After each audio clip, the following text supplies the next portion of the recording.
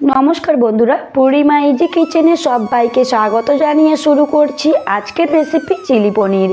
Chilli চিকেনের মতো chilli পনির খেতেও কিন্তু ভীষণই টেস্টি হয় এবং এটি বানানো খুবই সহজ এবং খুবই কম সময় লাগে। এটি ফ্রাইড রাইস, নান, পরোটার সাথে খেতে ভীষণই ভালো লাগে। এছাড়াও এটি সন্ধেবেলা স্ন্যাক্স হিসাবেও ব্যবহার করা যেতে পারে। আজকের এই রেসিপিতে আমি যেভাবে বানিয়ে দেখিয়েছি সেভাবে বানালে আর রেস্টুরেন্টে গিয়ে চিলি পনির খেতে ইচ্ছে করবে না, বারবার বাড়িতেই বানাতে মন চাইবে। তাহলে চলুন দেখে নিই দেরি না করে আজকের রেসিপি। চিলি পনির বানানোর জন্য আমি এখানে 200 গ্রাম পনির চৌকো চৌকো করে কেটে নিয়েছি। এরপর পনিরে আমি ম্যারিনেট করে নিচ্ছি। দিয়ে দিয়েছি 1 টেবিল চামচ পরিমাণ রসুন বাটা, 1 টেবিল চামচ আদা বাটা, পরিমাণ মতো লবণ, দিয়ে দিচ্ছি লাল লঙ্কার গুঁড়ো, কাশ্মীরি লাল লঙ্কার গুঁড়ো, আর দিয়েছি 2 টেবিল চামচ পরিমাণ কর্নফ্লাওয়ার আর 1 টেবিল চামচ পরিমাণ ময়দা। এইভাবে ময়দা এবং কর্নফ্লাওয়ারের অনুপাত 2:1 হবে। এর চেয়ে বেশি হলে কিন্তু খেতে ভালো লাগবে না, ময়দা ময়দা ভাব আসবে কোটিংটা। তো দেখুন হালকা হাতে পনিরগুলোকে আমি একটু মাখিয়ে নিচ্ছি বা ম্যারিনেট করে নিচ্ছি। তার জন্য সামান্য পরিমাণ আমি এখানে জল ব্যবহার করছি। প্রায় 1 টেবিল চামচ পরিমাণ জল ছিটিয়ে আমি পনিরগুলোকে ভালো করে কোটিং করে নিয়েছি। দেখুন আমার কোটিংটা এখানে কতটা পাতলা হয়েছে, এরকম থাকবে। এরপর লাগছে এখানে ক্যাপসিকাম, পেঁয়াজ, আদা কুচি, রসুন কুচি এবং কাঁচা লঙ্কা কুচি। এরপর একটা বাটিতে আমি একটা ঘোল তৈরি করে নিচ্ছি। 2 টেবিল চামচ কর্নফ্লাওয়ার আর 1 বাটি জলে গুলে এটা রেখে দিচ্ছি, পরে ইউজ করব।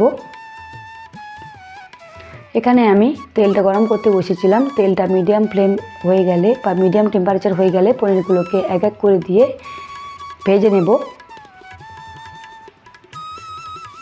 তেলের টেম্পারেচার হাই করে পনিরগুলোকে ভাজা যাবে না, সেক্ষেত্রে লেগে যেতে পারে বা পুড়ে যেতে পারে। তো দেখুন এইভাবে এক সাইড হয়ে গেলে আরেক সাইড উল্টে পাল্টে এইভাবে লাল লাল করে ভেজে নিয়েছি। এইভাবে লাল লাল করে ভেজে নিলে পনিরের ওপরে যে কোটিংটা সেটা ক্রিস্পি হয়, খেতে দারুণ লাগে। দেখুন এখানে হাত দিয়ে দেখাচ্ছি কতটা ভেতর থেকে সফট আর ওপর থেকে ক্রিস্পি হয়েছে। এরপর ওই তেল থেকে কিছুটা পরিমাণ তেল সরিয়ে সামান্য পরিমাণ তেল রেখে দিয়ে দিচ্ছি আদা কুচি এবং কাঁচা লঙ্কা কুচি। এগুলো দিয়ে মিডিয়াম ফ্লেমে একটু ফ্রাই করে নিচ্ছি। 1 মিনিট ফ্রাই করে নিয়ে তারপর যে সবজিগুলো কেটেছিলাম পেঁয়াজ এবং ক্যাপসিকাম সেগুলো দিয়ে দিলাম।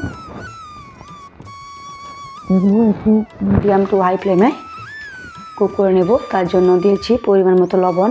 এখানে লবণটা বুঝে দিতে হবে, কেননা যেহেতু সসের মধ্যে লবণ আছে এবং ম্যারিনেট করার সময় পনির লবণ দিয়েছি। তো এটা প্রায় 2 মিনিট ধরে একটু মিডিয়াম টু হাই ফ্লেমে কুক করে নেব।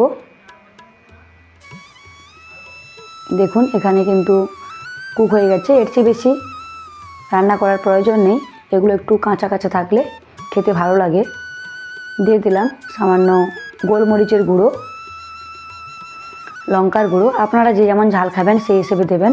দিয়ে দিচ্ছি 1 টেবিল চামচ সয়া সস, 2 টেবিল চামচ রেড চিলি সস আর 4 টেবিল চামচ পরিমাণ টমেটো কেচাপ। আর সসের বাটিটা ধুয়ে সামান্য পরিমাণ জল দিয়ে দিলাম।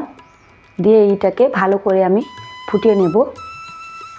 দিয়ে দিচ্ছি প্রায় 1 ছিপি ভিনিগার, দিয়ে দিচ্ছি 1 টেবিল চামচ আজিনোমোটো। আপনাদের কাছে যদি না থাকে সেক্ষেত্রে অ্যাভয়েড করতে পারেন, যেহেতু আমি রেস্টুরেন্ট স্টাইল করছি তার জন্য আমি দিলাম। এবার এগুলোকে ভালো করে 2-1 মিনিট ধরে কুক করে নেব। দেখুন এখানে সুন্দরভাবে কিন্তু সসটা কুক হয়ে গেছে এবং সবজিগুলোও সুন্দরভাবে কুক হয়ে গেছে। এরপর এখানে আগে থেকে বানিয়ে রাখা যে কর্নফ্লাওয়ারের ঘোল সেটা দিয়ে দিলাম।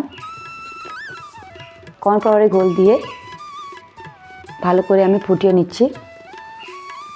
দেখুন প্রায় 2-1 মিনিট ফুটিয়ে নিলেই এইভাবে গ্রেভিটা ঘন হয়ে যাবে।